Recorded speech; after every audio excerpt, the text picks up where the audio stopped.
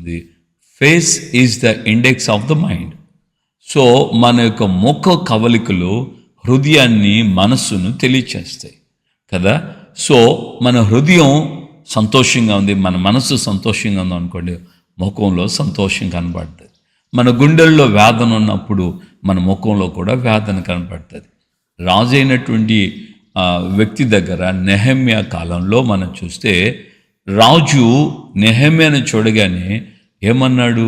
నీ ముఖము నిన్న మొన్నటి వల్లే లేదే, ఎందుకు చాలా విచారంగా కనబడుతున్నావు అని చెప్పి రాజు నెహెమ్యాను అడిగాడు. అంటే నెహెమ్యా ఏమన్నాడు?